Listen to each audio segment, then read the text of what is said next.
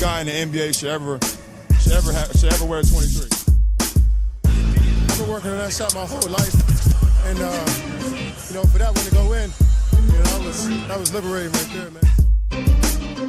And I'm not shoving it aside, like it don't mean anything. I know it's important. I do. I honestly do. But we talking about 23 Shots of JD podcast. Hey guys, welcome back to the 23 Shots of JD's new series 30 and 10. Essentially where I break down 30 teams 10 days before the NBA season. So this is probably episode 5. So if you haven't caught up with the other 12 teams that I broke down with, definitely check it out. I had a great guest on, Craig from Rasball, and we got to sort of talk about a bit more sort of college stuff as well into that. So definitely something to look to and definitely listen to. It was a really, really great and entertaining podcast. But I'll just try and get straight onto it today. Start off by breaking down the Washington Wizards. So again, Washington Wizards, obviously if you've listened to a couple of the last podcasts, they're one of those weird teams that you expected to be one of the premier teams in their conference, and I guess in the case of the Wizards, especially in the Eastern Conference, considering how weak and not really competitive they are. But as we sort of saw progression throughout the season, they didn't really live up to the expectations that we all sort of initially expected. But sort of we're meant to be a premier team. But I think overall, if you're a Washington Wizards fan, and much like myself, you could see that they really took a step backwards in the progression. You saw that most of the reason why they weren't able to progress as well as they did was that whole John Wall and Marcin Gortat tension. I guess similar to the Jimmy Butler, Andrew Wiggins tension that I mentioned in previous episodes. The Wall and Gortat tension really proved to be a critical node within the Washington Wizards season, and that they weren't able to progress as well or as hopeful as they wanted, because obviously if your point guard has a really poor relationship with your center, that's not going to be conducive to anything positive, especially in the way how the game is played, where sort of the pick and roll action is pretty much, the main, if not the most important move in the game. But yeah, I think because of that whole Wall and Gortat tension, there was sort of a lot of trade rumors surrounding the Washington Wizards. So I sort of call them the Blazers of the East, because they have a really, really strong backcourt there, and funnily enough, they have a European center as well. But they have a really, really strong backcourt in John Wall and Bradley Beal, two, basically all-star caliber players, but they don't seem to be making a lot of damage in their conference. And, that's been very evident for the past couple of years, where people are looking at John Wall and Bradley Beal, and those two players keep bragging that they're the best backcourt. They're like, oh, I'm better than Steph Curry, I'm better than Klay Thompson, I'm better than all these other, backcourts in the NBA, yet what they're saying, what they're projecting is not really being shown on the court and in the wins and all that stuff. So, it'll be interesting to see what happens with them coming to next season. But definitely really disappointing to see from the Wizards. They were somewhat competitive in their own conference, but of course, if you're playing Eastern Conference teams, you're going to be relatively decent or competitive within the sort of playoff picture. But yeah, like I said, overall just a step backward, and I think if you're a Wizards fan, you want to be hoping that there's going to be some more progression or better results coming into this upcoming season. So I guess hopefully maybe what they did in the offseason could, be a catalyst for that. We saw, I guess trying to avoid the whole drama, the Wizards chose to move on Marcin Gortat, which I think interesting move. Obviously, we'll get into why they moved Gortat, but they moved Gortat for Austin Rivers, which, I guess talking about the Clippers for a second, bit bold by... Imagine if your own dad traded you away. That's pretty embarrassing. That's how bad you are, that your own dad, who's the coach, he's not the GM anymore, but he's still the coach, trades you away. Like, that's just really embarrassing to me. So they did the Gortat for Rivers trade, and I guess, even clowning on Rivers, he does give a bit of backcourt depth, which the Wizards have been missing for the past couple of seasons. They haven't been able to find people to fill in roles, especially when either John Wall or Bradley Beal gets injured.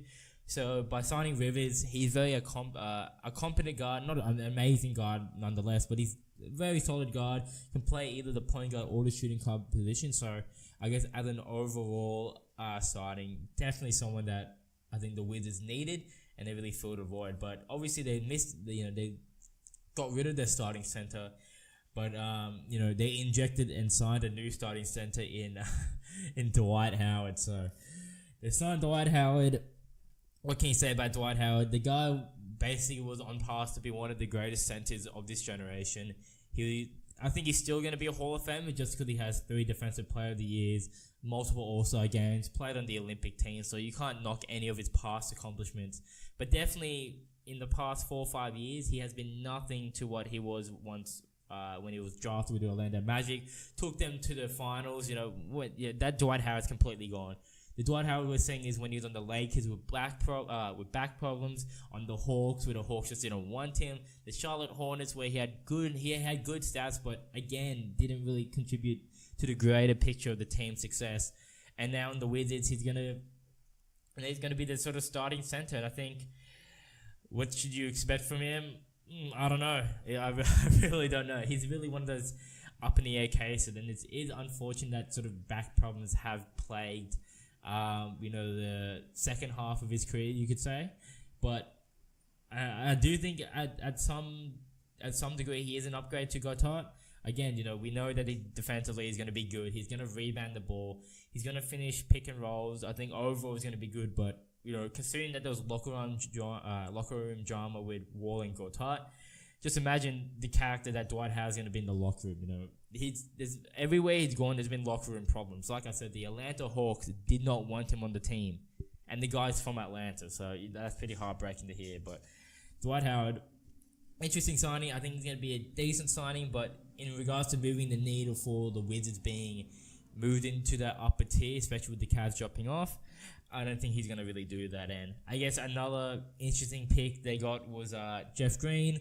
Sort of going back to Washington, Georgetown area, obviously, playing for the Georgetown Hoyas when he was in college. So sort of going back to where he grew up and all that stuff. But again, Jeff Green, one of these people, high draft pick, and shows glimpses of potential all the time. When he was with the Cavs, when he was with the Celtics, when he was with the Thunder, this guy always shows some type of potential, and people think that this guy can actually be sort of a decent forward, decent play in the game, but yet somehow we have a 30-point game one game, and then the next you only have like a 5 to 10-point game, and that type of inconsistency has really played Jeff Green in being what he should have been coming out of college. I think he's really one of those new age forwards. He can play the small forward or the power forward position. He can play outside or inside. He can sort of rebound. He can distribute. He's sort of just an all-round athletic type of guard, but it's just unfortunate to see that Jeff Green, I guess probably to his own fault, no one's fault besides his, that he's not been able to develop as one of those top tier forwards that he sort of projected to be. Like, he was sort of in the same mold as your Paul Georges and stuff like that. So maybe he could bounce back, and maybe he could be a great backup to someone like Otto Porter or Kelly Oubre Jr., but I don't really know how much minutes he's going to get. I don't know, again, if he's going to move the needle to them being one of the prime players on the team, you should say. But I guess as well, they drafted Troy Brown Jr. from Oregon, if I'm not mistaken, who actually played really, really well in the summer league. I was very surprised. I think he's going to have some great rotation minutes in the team. Obviously, I think he's sort of in that shooting guard, small forward mode, so I don't think he's going to upheave Bradley Beal, Otto Porter Jr., or even Kelly Oubre Jr. In that regard. But I think it's going to be a solid pick and someone that they could develop throughout the years.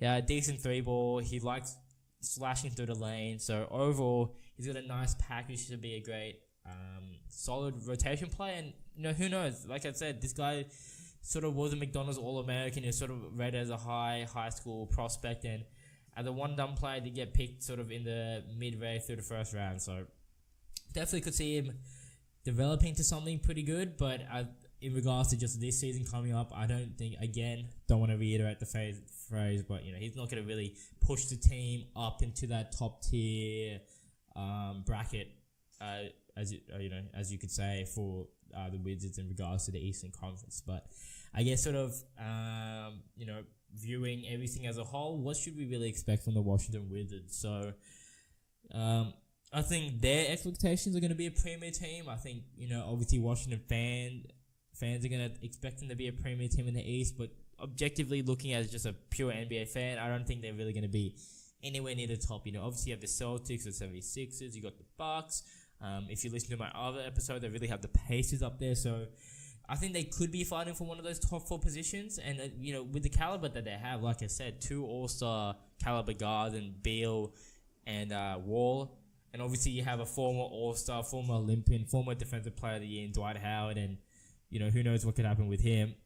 I think it'll be interesting to see, how their season progress. But in my opinion, I think they'll definitely make the playoffs. Of course they're going to make the playoffs. I think that's sort of a given with them. And if they don't make the playoffs, it's definitely really disappointing. They might have to blow up the whole team, but I think make the playoffs, but they won't be competitive in regards to the regular season. And again, who knows in the Eastern Conference Finals? Maybe they could knock off Pacers or a Bucks or something. I think they do have the potential to do that, but I think how the team is built in the regular season, they're not going to really make much noise. But we'll see how that goes. Again, as an Eastern Conference team, you would think, again, with the caliber of players they have, they should be fighting for the Eastern Conference Finals. And again, they could knock off one of these teams in the playoffs. They have a, pardon the phrase, a puncher's chance. But I guess, again, myself, I don't think they're really going to be making much damage in their conference. And it might be sort of a reflection year for them to see if really this team that they have is one that they want to go to through the future. They've had John Wall for a while. They've had Bradley Beal for a while. They've had this sort of same core group of guys, Otto Porter Jr. to even add in there. And even though they have all 3 of those guys on $100 million plus contracts, eventually you want to see these they got nearly $300 million attributed to just 3 players over the next couple of seasons. So you definitely want to see them do at least make the finals. That's what you need from these players. But I don't think that's going to happen. And because I don't think that's going to happen, I think, again, it's going to be a reflection year, and we could possibly see some trade scenarios. I don't think anyone's really off the block. I think Wall potentially could get traded. Bradley Beal probably not going to be as traded again. I sort of mentioned with CJ McCollum, shooting guards sort of come at a premium, and for someone like Bradley Beal, he's a consistent 20-point per game scorer. When he's on the court, he is definitely injury prone, but when he's on the court, he definitely produces. So I don't think he's going to really be that main of a trade piece that the Washington Wizards are looking to move.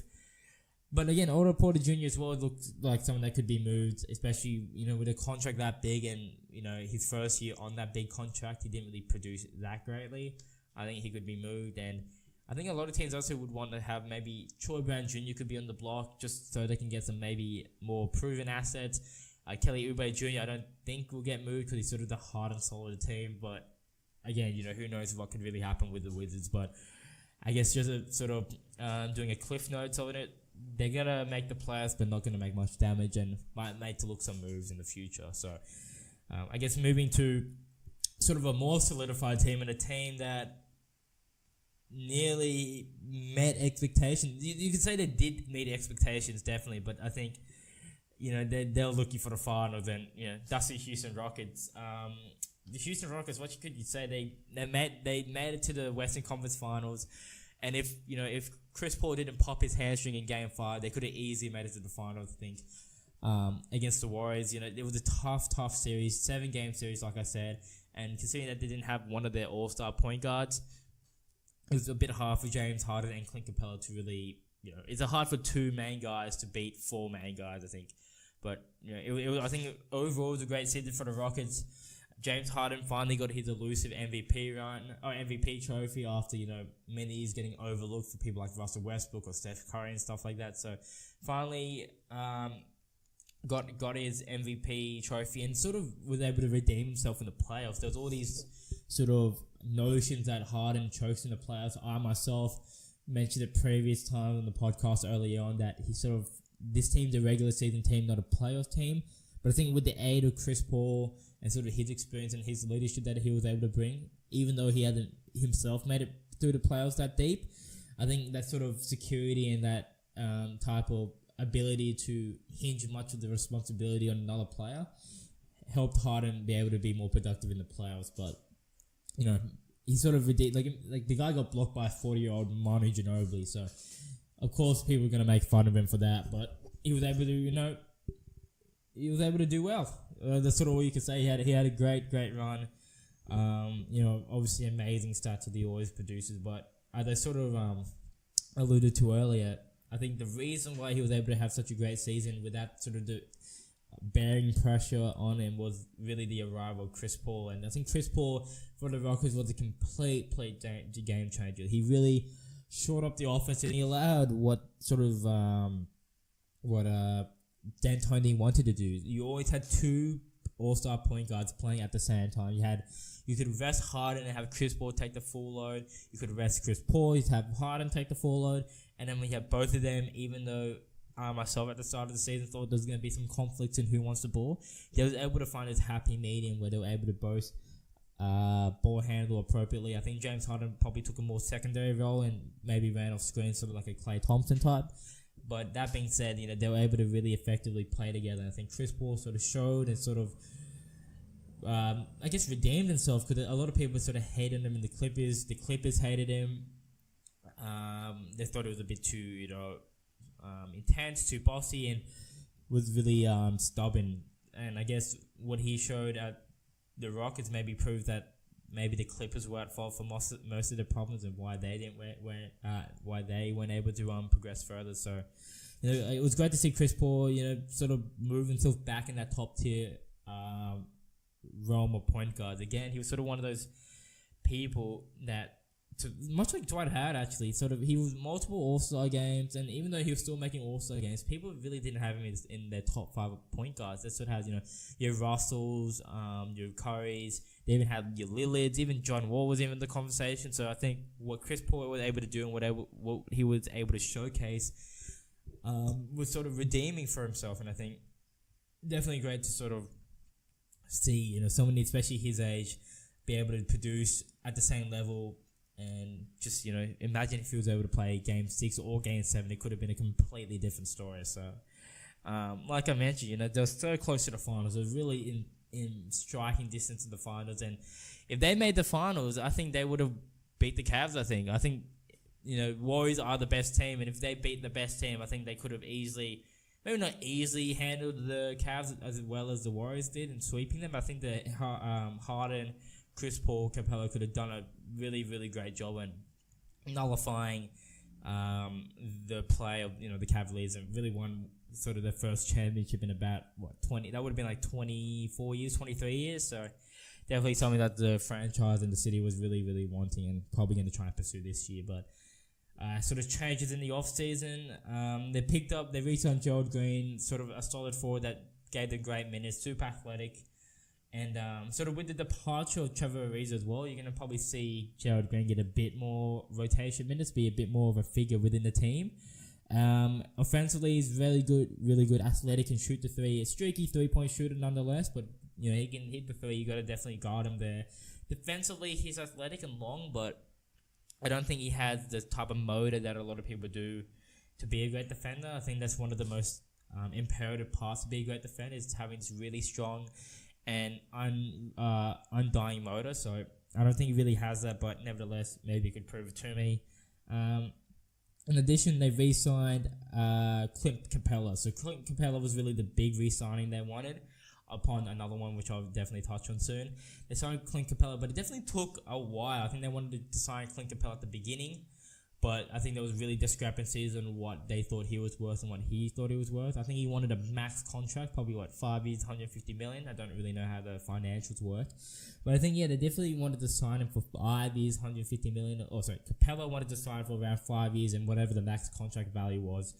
But I think the Rockets, I'm not entirely sure. I think it was maybe worth 4 years, $80 million. I'm not really entirely sure, but they definitely didn't sign him to the max. And I think Capella himself realized when he tested his value that even though he showed to be a really pivotal figure in the Rockets team, I don't think a lot of other teams value that high. I think the only other team that was interested was the Phoenix Suns, but obviously them picking DeAndre Ayton mitigated that whole ideal. So I think there was not a lot of partners in the atmosphere sort of for Clint Capella, but he still signed a great contract, and especially for him, who was a late first round pick in this draft.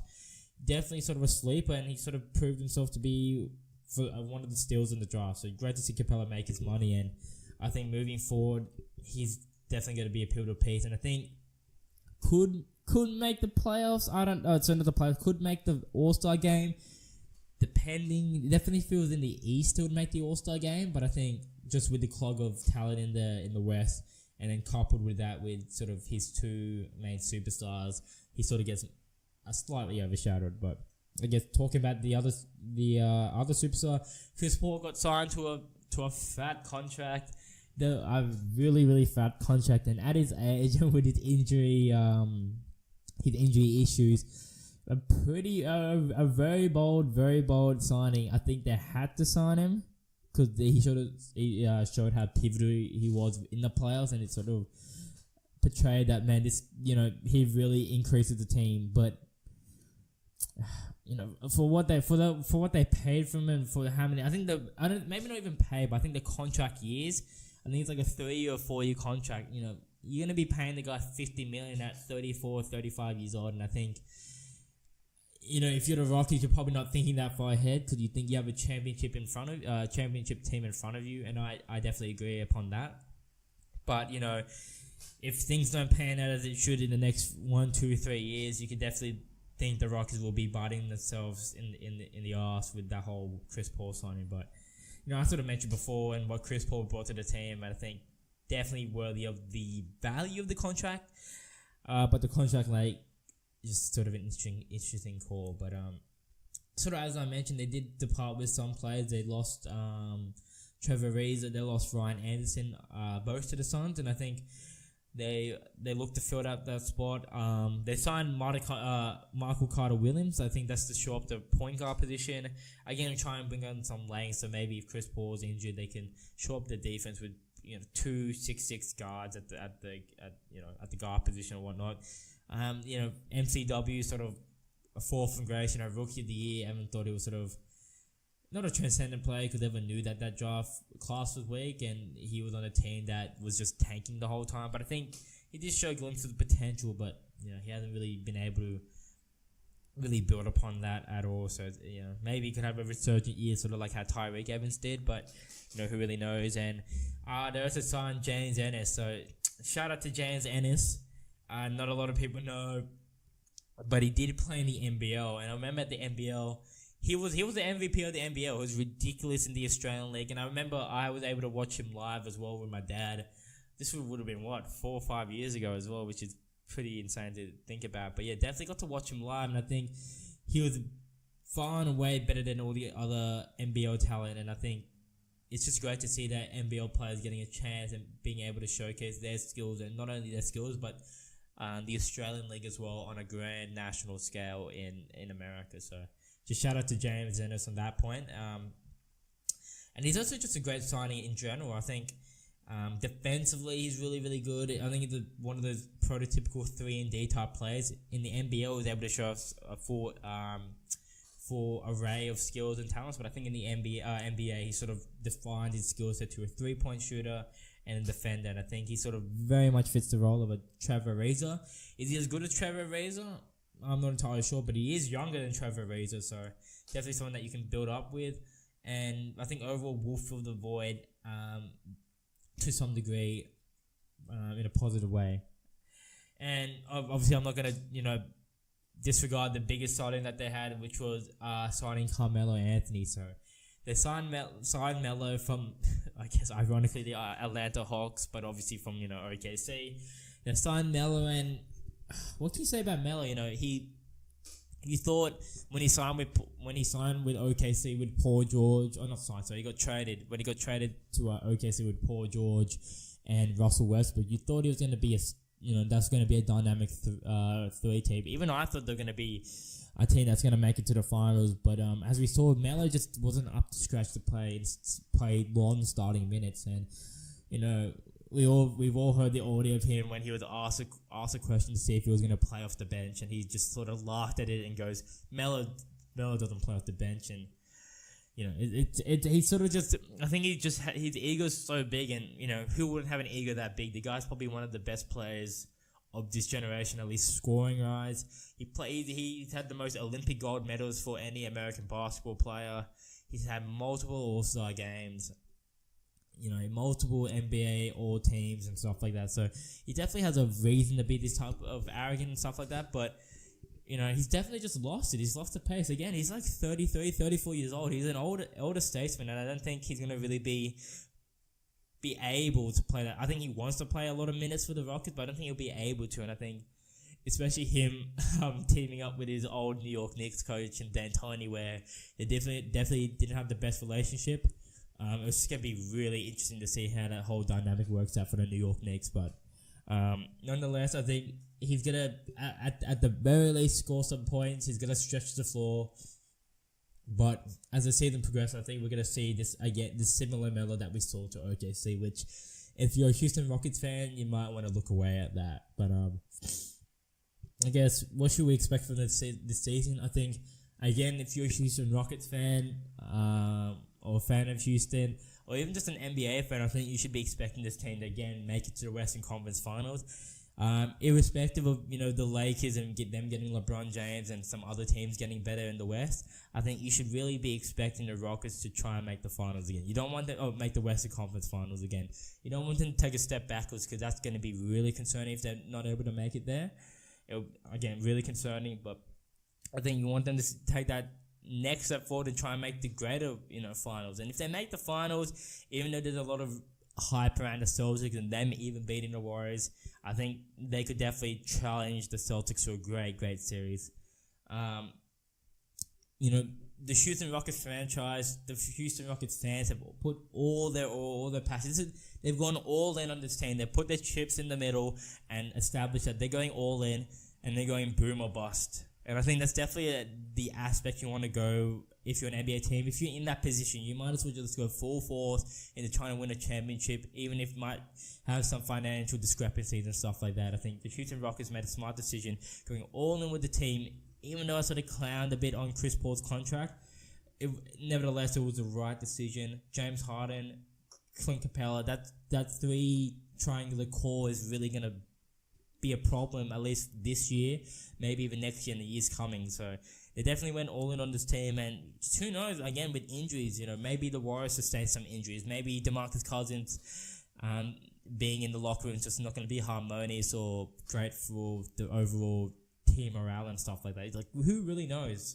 So the Rockets are really pushing themselves in a position where anything can happen, and I think they should definitely try and be going for the finals. But I guess one thing that could really hinder that is the whole Melo situation, how Melo plays. If he's sort of demanding to be a starter, if he's not happy with his role on the bench, who knows if he's even going to be there at the end of the season. I think this whole drama surrounding Carmelo Anthony is going to be a really pivotal aspect of whether the Houston Rockets are going to advance in the Western Conference Finals and stuff like that, or just even improve. I don't think they can improve on the total wins, but I think what fans and even the organization wants to look at is just to see that, this team actually had a solid chance against the Houston Rockets. But I sort of move on from that to another team in Texas. Wow, the synergy, great synergy. Another team in Texas. And that is the San Antonio Spurs. So, geez, if you listen to any of the old podcasts from this show, when it was me and David and stuff like that, we I swear every week talked about the San Antonio Spurs because of all the drama and all the issues circling around the team. But let's just bring it back all the way to the start of the season. What did we expect from the San Antonio Spurs? We expected them to make the Western Conference Finals. Why? Because they made it to the Western Conference Finals, and if it wasn't for Kawhi getting injured in game one with the whole Zaza situation, they could have easily taken game one, and who knows from there, they could have beaten the Warriors. We just don't know. There was so much conjecture and so much mystery around what a Kawhi-led team could do to the Warriors and it just sucked that we weren't able to see that because of all the drama surrounding Kawhi. And even before the season, Kawhi was a favorite for MVP. Everyone was like, Kawhi, this is going to be Kawhi's season. His defining year. He's going to take the San Antonio Spurs to this new level that Tim Duncan and David Robinson did. He was the new sort of Hall of Famer for the Spurs. And, the whole downfall situation happened. He got injured. He had that whole he had the whole sort of hamstring leg injury, which was sort of really hard to define, and he was just injured for a prolonged period of time. And I think that's when the drama ensued, because then he's sort of thinking that the San Antonio Spurs didn't have its best interests, that the medical staff was wrong, they didn't know what they were diagnosing, they didn't know how he felt, because, the medical staff said that you're fine to play, but Kawhi didn't feel that he was fine to play, and then he started looking for second opinions from other doctors, and then those doctors got offended by those doctors. It was just a whole melee and just a whole sort of just messy situation that arose from this whole Kawhi Leonard injury, and that's sort of what was the downfall of just sort of the San Antonio Spurs season. Everyone was going like, this is a classic pop hustle. Everyone knows he's gonna come back. He's gonna come back stronger than ever, and he's gonna lead them back. And then it's sort of going to like, you know what? The San Antonio Spurs don't really need Kawhi. They don't really need Kawhi to be in the regular season. They just need Kawhi for the playoffs. That's what they need. And then when it became even more clear that Kawhi was not going to show up at all, fears about if the San Antonio Spurs were going to make the finals, make the playoffs, was arising. And even though they lost their sort of 50-win game streak that they had for 15 years, they still were able to make the playoffs. And they did make a decent amount of noise, but never just at the end of the day, it was just an irrelevant team. I think it was just a scrub team. Think about it, with Rudy Gay sort of as your main guy, Pau Gasol. I think one note we should really mention is sort of the Riley DeJounte Murray. I just want to put my prayers up for DeJounte Murray, because he did get injured.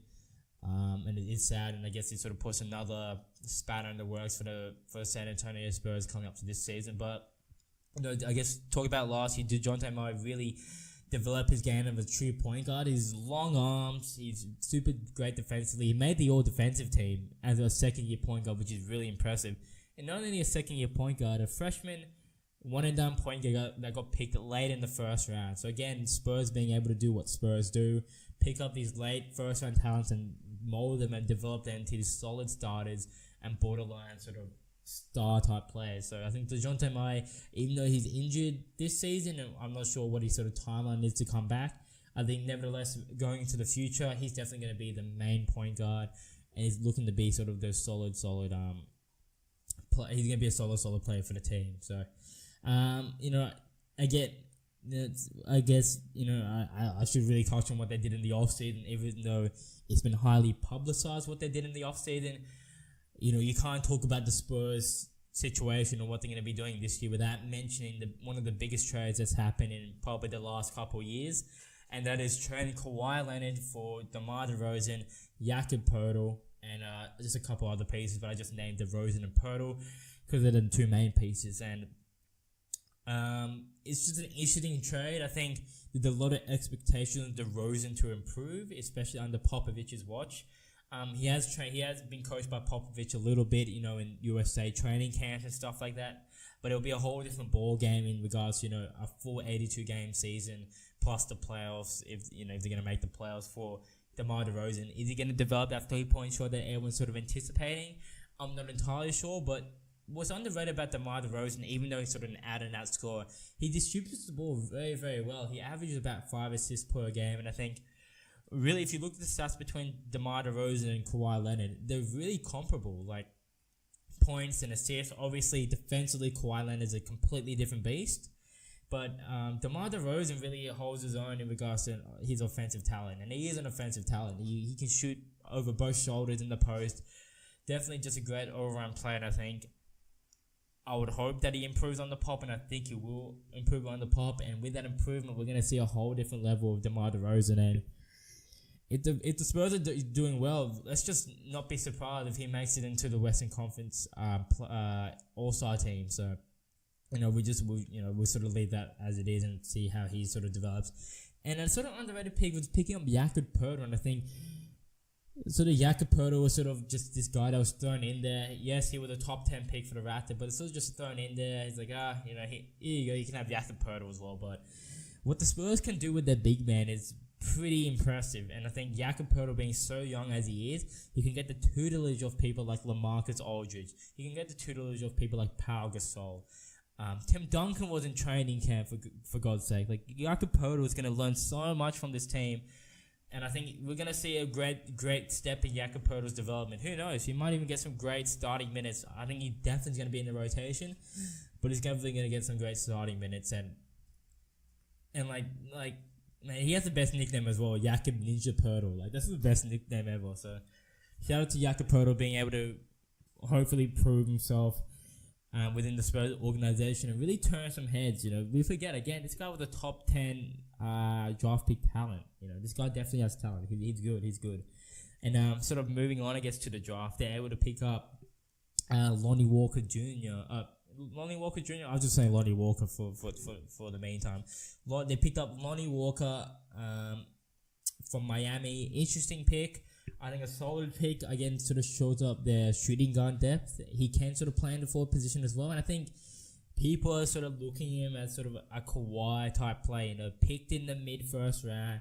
Great defensively, athletic, raw sort of prospect offensively. But I think he's definitely going to get some great rotation minutes. And I don't know what they've done with him in sort of training camp and preseason. Who knows? Maybe he sort of developed his shot. Maybe he's developed his offensive game and stuff like that. But I think overall, Lonnie Walker is a very positive pick, and with, like I said, the San Antonio Spurs play development, they could really make anyone's good. You know, they have one of the best, if not the best, player development in the whole league. So definitely expect Lonnie Walker to be good and definitely get some rotation minutes, either at the 2 or the 3. So again, sort of talking about big men as well that they drafted Chezime Metu from USC, which is an interesting pick. There was sort of all that drama around Metu before the draft because he didn't want to play in the NIT championship game, or I think it was a championship game, or even just the whole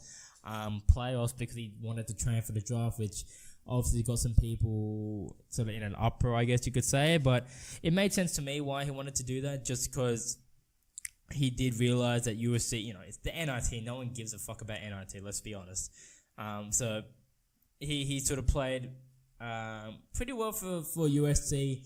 I saw a lot of him when I was watching Lonzo Ball play at UCLA. Like USC toppled UCLA at one point, so he's definitely a good, solid player. Defensively could be good. I think maybe fits a sort of Serge Ibaka role.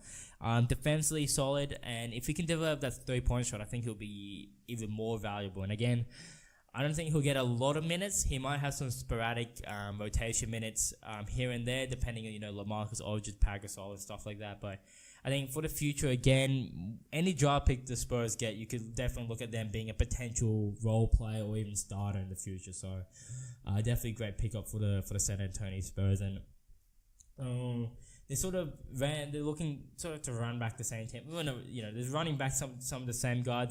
They re-signed Rudy Gay. They re-signed Marco Bellinelli. They re-signed Bryn Forbes. And they re-signed Bertans. So they re-signed people that are familiar with the system. And, you know, anyone that knows the San Antonio Spurs, they really play systematic type basketball. Really methodical, strategic, and everyone knows their role. And obviously they're going to re-sign people, get people that know what their role is, what they need to do, and what they need to showcase for them to be able to be an effective player on the team. So I guess sort of summarizing the whole San Antonio Spurs, what should we really expect from them? I think San Antonio Spurs, we always expect excellence. We expect excellence from the team, excellence from the organization, excellence from the fans. And I think that's not going to change at all. I think San Antonio Spurs are going to make the playoff in the Western Conference. And I know the playoff picture is really tough, and a lot of people have the San Antonio Spurs being one of that team that misses out because of these new arrivals, you know, in LA with the Lakers or even Denver Nuggets and stuff like that. But I think the Spurs could be one of those mainstays. I think they've been a mainstay for decades now at this point. And I don't think that's going to really change anytime soon. I think even though DeJounte Murray did get injured, and, you know, again, not sure what his timeline is going to be, so we'll see what happens with him. But, you know, I think they're still going to make the playoffs nonetheless. It's the Spurs, and I know it's such a cop-out answer to say they're going to make the playoffs because they're the Spurs, but it's an answer that everyone's using. It seems to be an answer that works. and another thing what we should expect is DeMar DeRozan. Can DeMar DeRozan can he take that next level in his game? And the next level is superstar level, which would be insane if he reaches that level or reaches anywhere near that level. He's a solid star. He's great offensively. He's a decent distributor. Defensively, probably could improve, but anyone can improve defensively. But can he be the answer? Can he be the answer for the Spurs? Can he fill the Kawhi Leonard's role? Because again, Kawhi Leonard had all this hype around him. He's probably going to be another like this. He hadn't played he didn't play basically any games last year, and he's probably going to come into this season again as an MVP favorite. That's how much highly people rate this Kawhi Leonard player. So can DeMar DeRozan be anywhere near up to that level? My prediction, I think he can. I think under the tutelage of Pop, he can really up his game to another level. Maybe not complete superstar, but I think he can showcase to the San Antonio Spurs organization and the fans that he was worth a trade and that he's going to be a mainstay within the team for a long time. You could even say it's sort of a revival at a degree, because there's all these sort of hate towards DeMar DeRozan, and even Kyle Lowry you can add into the picture with the Toronto Raptors, saying that this team, or he can't, he chokes in the playoffs, he gets destroyed by LeBron James, he's not good, blah blah blah blah. And obviously you can blame multiple people because of that. Kyle Lowry, it looks like they blamed the coach by firing him and stuff like that. But I think DeMar DeRozan does what he does well, and if he can improve on his weaknesses, it's definitely going to be a integral part of the team. And I think with what the roster looks like now, it's going to be a real challenge for Pop to sort of showcase his coaching skills. Is he the best coach ever? I think so. Obviously, maybe championship-wise, he's not comparable to Phil Jackson. But I think what Pop has been able to do, and the sort of lineage and the sustained excellence that he's been able to provide for the San Antonio Spurs franchise throughout these many years, showcases that he has great coaching skills, and especially with some new additions in DeRozan, Pirtle, Lonnie Walker, Metu, and stuff like that, he's definitely got to try and put in this great coach's hat, put on his his player development hat, and really try and develop these players. But I guess sort of again summarizing the whole Spurs and what we should expect from this season. Expect a playoff team, make decent amount of damage in the playoffs, maybe compete with those upper echelon teams. I don't think there'll be a top 4 team. I don't think so. But I think definitely there'll be maybe 6 or 5, anywhere between that range. Even maybe 3, anywhere from 3 to 6 is where I think the Spurs will lie. And again, in the playoffs, who knows what could happen. And, again, look for DeMar DeRozan to really sort of have a redemption type, prove the haters wrong type of year. But besides that, I think I'll wrap it up here. Obviously, like I mentioned from the start, definitely check out all the why am I like stuttering? Jeez. All the other episodes that came before this, I broke down 12 other teams that you might want to look at. Maybe I broke down your team, and I definitely tomorrow and the next couple of days I'm probably gonna do a bunch of other teams as well. Try and get some more people on. Obviously, just because of sort of time and or planning situation, I haven't been able to really do that for the past couple episodes. But obviously, I've seen a lot of great reception with the Craig from Razzball.com episode, so it looks like you guys do want some other people on the podcast. It just sucks that my roommate has no idea about basketball. He's just an idiot. Do you know anything about basketball, Ben? No, it's a shit sport. God, maybe I should get Ben just to no. If you know anything about Ben, we've had massive arguments, borderline sort of not even screaming matches, I should say, but sort of just yelling matches about why basketball is more superior than football, and he's just blind. He's just so he's so blinded. It's not. It's all genetics. If you're a manly, you won't make it in basketball. Isaiah Thomas? Huh? Rarely. I don't know. Maybe I'll get him on one time just to debate. Maybe that could be the final episode where he just debates why basketball is shit. The debate is not needed. It's known. Just cringe. Bye!